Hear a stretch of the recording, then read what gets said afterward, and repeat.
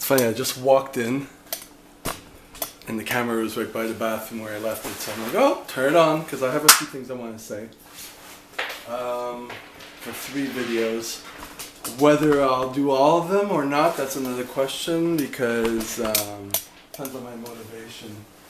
I like to keep these videos real, where I have the idea and I talk about it. I mean, if I put a bunch of things in, write them down, sometimes it gets a little it loses its feel, you know what I mean? So, we'll see how this goes. Oh, I just dropped something.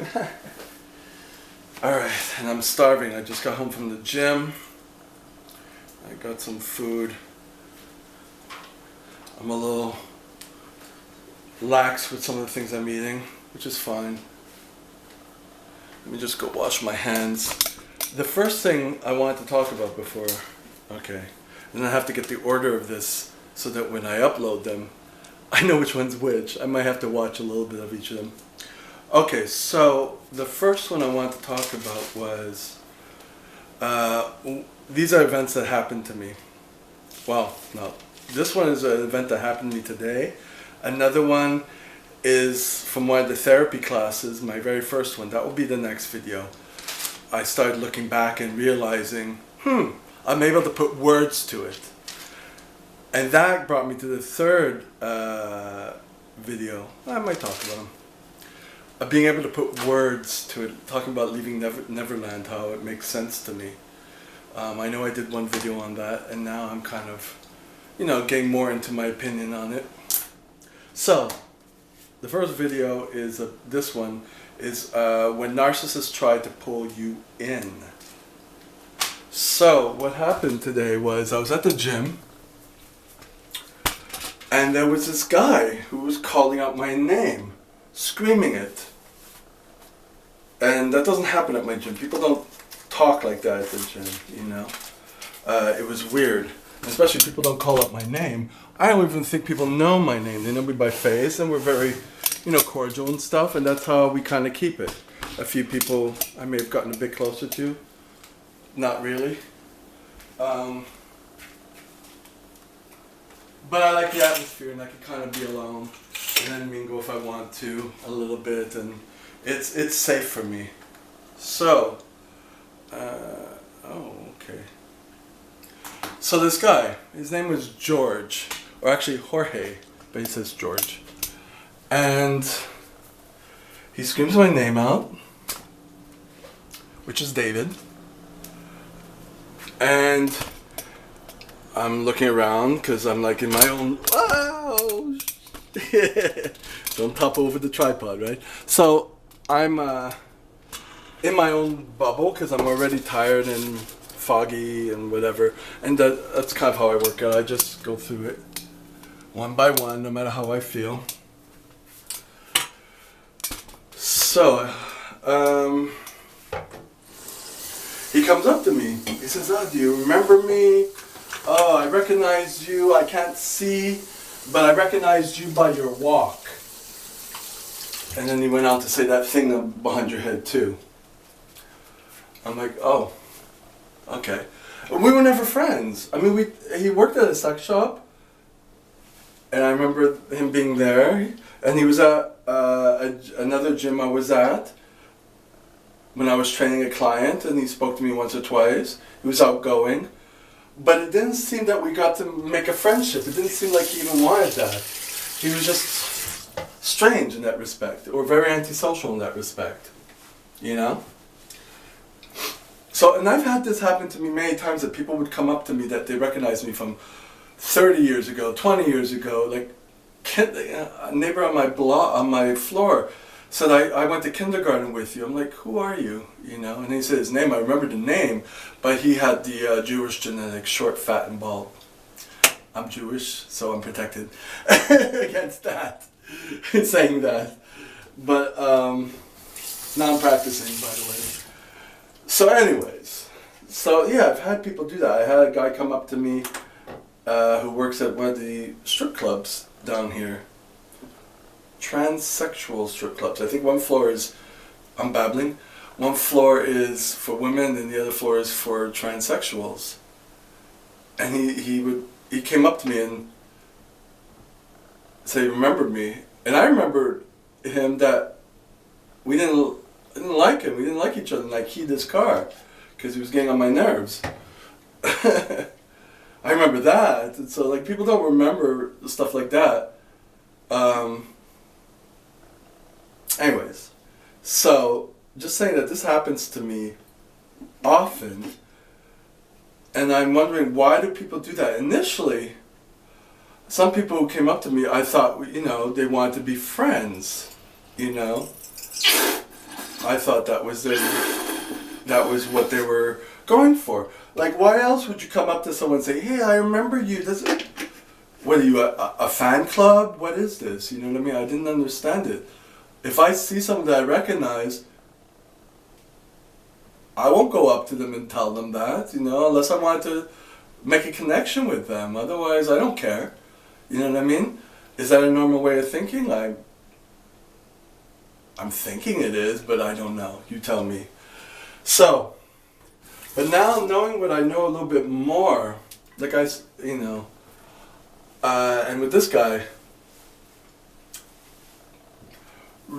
because we were on Facebook at one time, and then he kind of disappeared, as a lot of narcissistic people do. They kind of need to get supply somewhere else, because he was posting up photos of himself going to Germany and other places, doing the XXX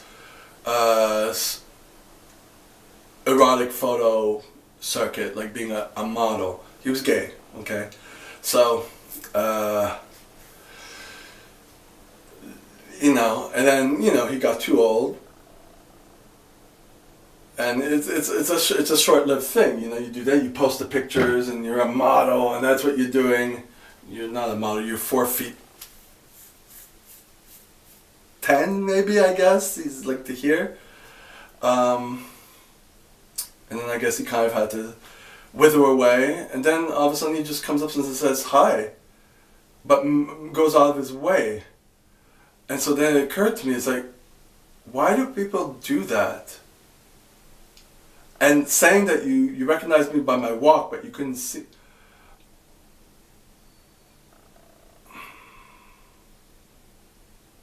My first thing to think now, I don't know. See, I'm still in my process of trying to not trust people, So I'm trying to keep this in a very unbiased way. You could tell me, because I don't know, but I'm thinking, he saw me walk and he probably thought I was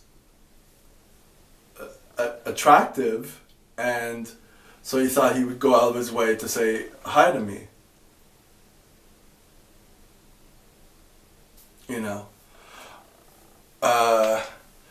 A little segue, because I saw this Sam Vaknin video. I'm beginning to understand more of what Sam Vaknin says in his videos, because initially they kind of seem very, not eclectic, but existentialistic and very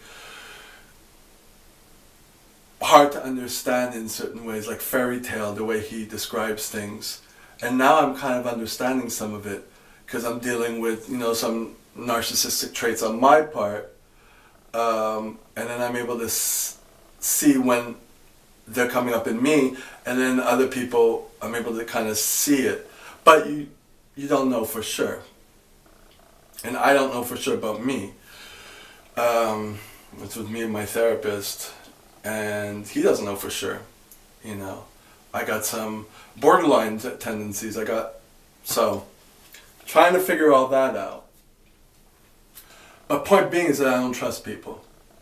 So I know, and I've thought this many times, that people would give me resting bitch face, because they, instead of talking to me, if they found me attractive or intimidating, that's what they'd be doing, And someone who's really secure would come up to me easily, wouldn't be a problem. And then also people who would try to hit on me. So there was a mixture of things. But I thought I was able to see people who were kind of genuine. But now it's like, I don't know. So, my first guess, after thinking about it, is that he wanted me to see him. He's like, do you remember me? My name's George, by the way. I'm like, and I did recognize him, you know. I'm not attracted to him. We spoke a few times, and he said that we spoke a few times, and that was it. But we're not friends, there's no connection. And then he said he trains usually at 11 o'clock at night because he doesn't like people. Okay, so he revealed a little bit about himself. Very antisocial. And, you know, he had put this Facebook persona on as being this exotic model. I'm putting two together. And then, coming back to gays or any narcissist, in the Sam Vaknin video, but I knew this for gays. Gays who could kind of pick up, you know, have everyone at their feet, wanting sex from them. It's not only the gay thing, it's anyone who's, you know, who's perceived as beautiful, young and beautiful. And then when you get older, it becomes less and less. So your narcissistic supply is less and less. And you freak out. Unless, this is what Sam said also, and I agree with it, that unless you're able to cross that barrier and, I forget how he put it, but if you're not basing everything on your looks and you kind of cross that barrier where you are able to, I don't know, recreate yourself, I forget what he said, but there's a barrier that you have to go on that you're not pulling all the time with your looks, so you're pulling with your personality or whatever. That will help the narcissism go away, as he said. And I thought this when I was so young, in the sense that I didn't like the fact that people saw me a certain way and I wanted to be known for more intellectual merits or more in a balanced way. So this has been on my mind for decades. The conundrum, or the epitaph, not the epitaph, not the exception, the dilemma, let's just say the dilemma is that what I like doing as my profession and on social media requires a certain attraction. So that's my conundrum. You pull more when you're better looking on like Instagram or whatever than not. But it's something I don't want to be in as much, but I've also come to accept that and to not take it for granted. So that's what I'm working on. And I've always accepted that there's always someone who's better looking, there's always someone who's more muscular, there's always someone who's has more achievements, who's more rich and all that. So you kind of have to pull your way back and see where you fit in, I guess, and kind of look more inwards for your self-esteem as opposed to outwards. And I mostly thought I was doing that, but part of me wasn't. So, getting back to this guy, that's kind of my impression, that he needed some sort of supply, because why would you come up to me? If we cross paths walking in the gym, then that's okay, like, oh hey, I remember you. But going out of your way from like, oh, completely out of my field of vision is that was like making a big effort. There was some motivation to do that. So how can I not think that was trying to get supply that he had lost because he got older and can't, and all these, you know, XXX soft porn erotic photos that he got, you know, sent on trips for a certain amount of time. I think it lasted maybe a couple of years. Obviously, he wasn't making a living off it, you know. But that was his identity, I guess, for a certain amount of time. And you look at him, he's not attractive in that sense, but some of his photos were decent, you know. It's all about how you take the photos, you know. So that's what I wanted to say about that. So it doesn't bother me here nor there because I kind of see it. I don't hate the guy. I'll say hi, but I'm indifferent. You know what I mean? It's not. He wasn't a friend before. I'm not gonna ask him for his Instagram. Now I'm thinking there's another person who did that and he's on my Instagram. It's just realizing why people try to do that. They go out of their way to say hi. And they don't want a relationship. They don't want that. I guess maybe that kind of hit into my abandonment. You know? You're making such an effort. One girl, oh my God. I was trying to hit people up several years ago. I had an email list and some of them were from I went to school with. I was trying to, you know, I didn't have any friends from school, but I wanted to at least promote my personal training and stuff. Somehow she got in contact with me several years later because she didn't have any social media, she didn't do that much. But she came to visit me here. And she was saying that she wanted some training and stuff like that. But she didn't want training. You know, she came over and she said kind of, which I took jokingly initially, I wanted to see how you were. But we weren't friends. You know what I mean? And then she made a comment that you're the best aging of our class. I'm like, I was like,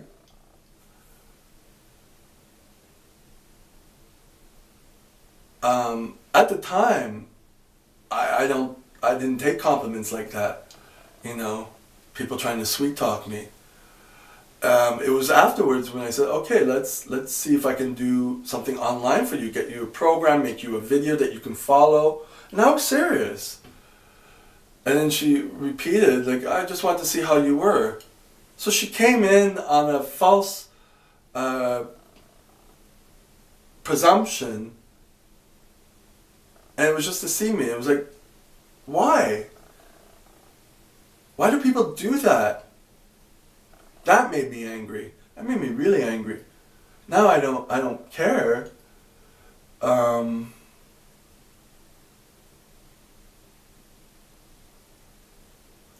I guess I kind of see a little bit more that people need some sort of validation from people. I don't know. It just. I had another guy from school. We were actually friends. We were both kind of outcasts.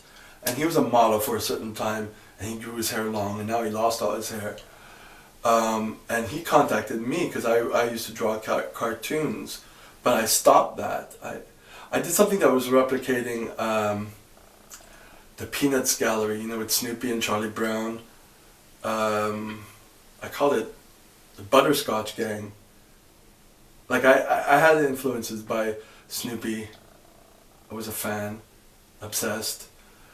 And then I had this character, and I haven't drawn them since high school. I wanted to be a cartoonist. I kind of drifted off from there into other things, you know, and I thought about going back to that. But I hadn't, and he thought about that, and he called me, and we talked, and he said something to me, because he moved to Oregon, and the state of Oregon, not Oregon, Oregon, and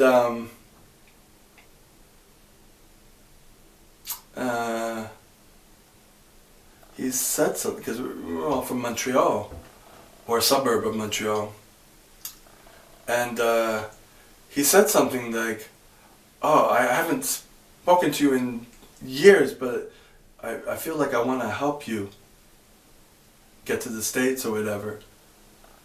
So I get that, a lot of that stuff from there, and I'm thinking now that I'm seeing it, because we didn't talk after that, and he put me on Facebook, And then he had these temper tantrums on Facebook because he would explain, he would have political beliefs or something, and then, I don't know, people would hate on him, and then he would say things like, I didn't follow him, and then eventually he removed me, I believe.